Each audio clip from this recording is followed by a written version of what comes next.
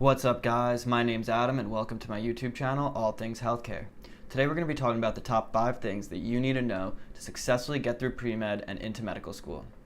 So the focus of this video isn't going to be on the requirements per se of getting into medical school, like having a good GPA or MCAT score, shadowing, all that stuff. I think a lot of that is commonly talked about and I'll probably make a video on it at some point. But the question I find people actually want to know more about is how do you actually do well in school, get that good GPA, and set yourself up for success during the application cycle. So that's what we're going to be talking about today.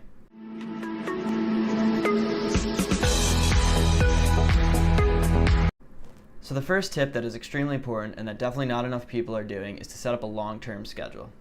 If you are starting undergrad as pre-med, then this would probably be your 4-year plan, but if you took a more unconventional route, then this may be a 2 or 3-year plan, or really whatever works best for you. I know this may seem like looking too far into the future, but getting into medical school comes with a ton of requirements, and you want to make sure you'll get them all in on the timeline that you want.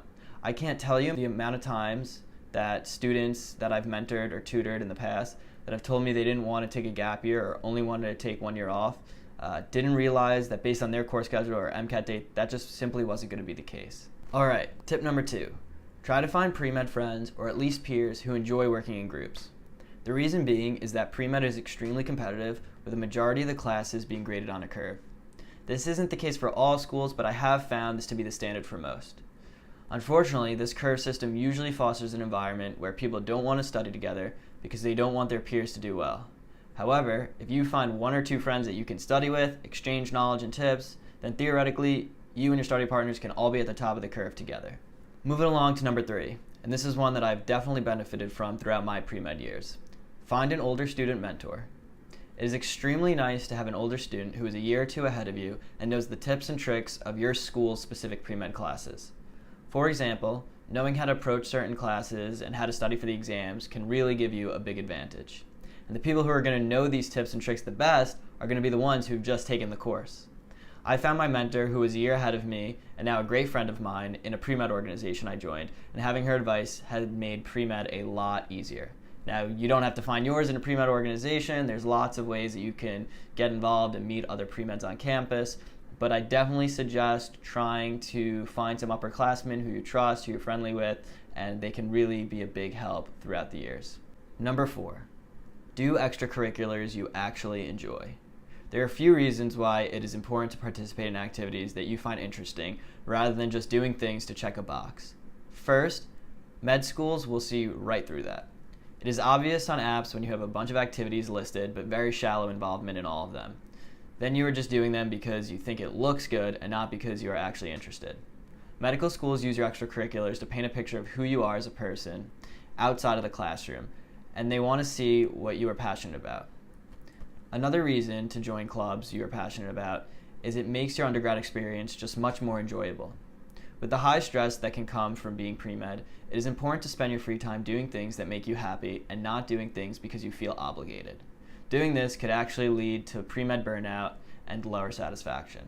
So again, do extracurriculars that you enjoy and you'll have a much easier time getting through your pre-med years. And my final tip for today is there's no one right way to be pre-med.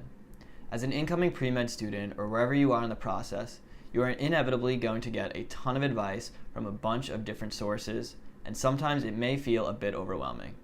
You're going to be told you need to take a gap year or not to take a gap year, or that you need to take this upper level class because it'll look good, or this extracurricular will make you look well-rounded. The best piece of advice I can give you is to do what works best for you. While certain things are requirements that you just simply won't be able to get out of, like organic chemistry, there are plenty of other opportunities that might arise that you may feel like you need to do, but in reality, you just don't. I remember my advisor telling me that I needed to retake calculus even though I had AP credit for it because about 1 in 4 schools said that they won't consider an applicant who hasn't taken calculus in undergrad. Not even sure where she got that statistic, by the way. Well, I really just didn't want to retake calculus, so I didn't, and clearly it turned out fine for me. I'm not saying you should look for shortcuts, but my point is that it's just impossible to be perfect cookie-cutter candidates, so don't try to be that person. Do things you enjoy, work hard, and let who you are get you into medical school, not who you feel you need to be.